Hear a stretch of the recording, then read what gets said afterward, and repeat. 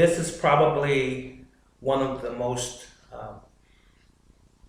important. Not that all of the other videos that I present to you are not important, but this is probably one of the most important videos that I could present to you as it relates to self-defense.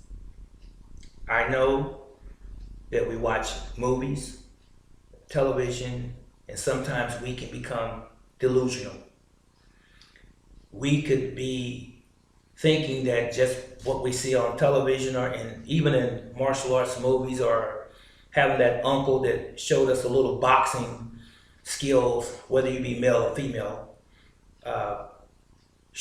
who has shown you boxing skills or wrestling or whatever as a young child, that those things will always work in an actual confrontation. And let me stop stumbling and get to my point. My point, my friends, is this.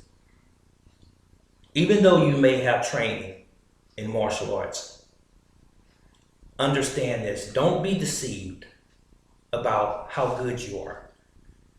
Always train to be victorious. Always have the mindset to be great at what you do, and then that's the results you're going to get. But notwithstanding, please understand this, ladies and gentlemen. It is a different situation, as close as we practice to reality, that is, in our dojo kwon training hall. It is entirely different translating your training to a street situation, because something kicks in your mind and in your heart that I'm in a real fight.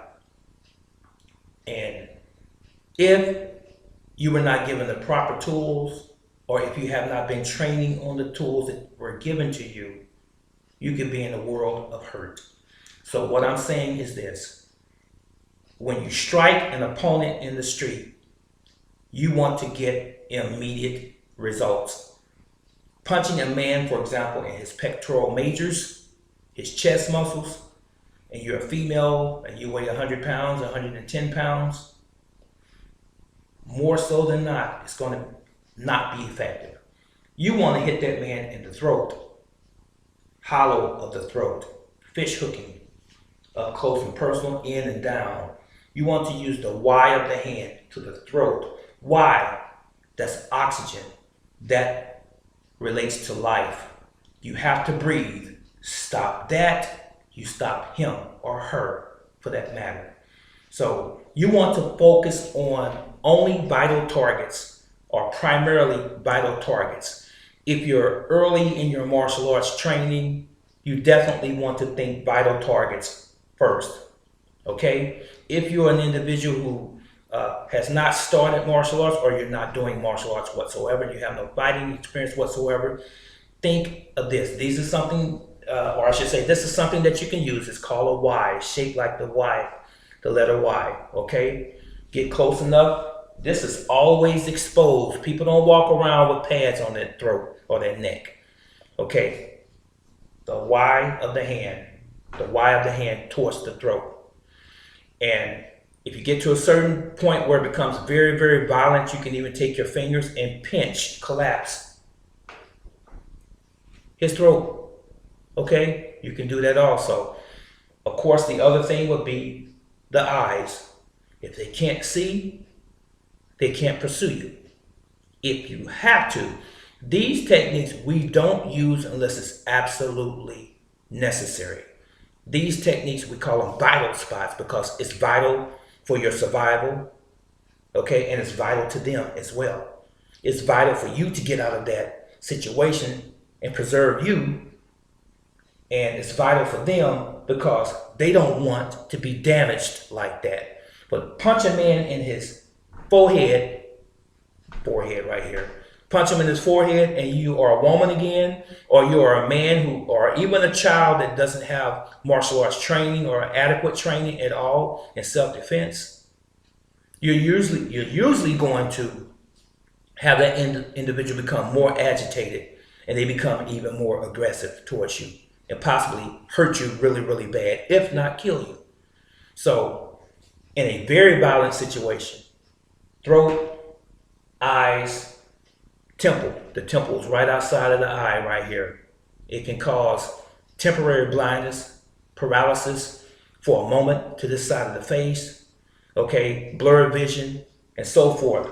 Also, the xiphoid process or solar plexus, if you can get that. And on men, of course, it's always going to be the bladder, right below the navel area and the groin, testicles.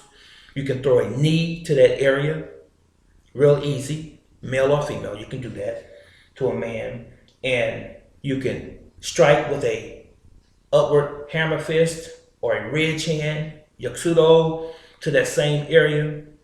But trying to wrestle, trying to out slug a slugger in a street situation doesn't work for most people who are not experienced in self-defense or who have little to no self-defense training. So I just pointed out a few of these techniques and or vital spots on the human body. And let me recap again. There's many that I can show you, but I would rather have a different video with some of my students, and I can show you what gallbladder 21 is and so forth as far as some of the pressure points. But for the average person, this is enough.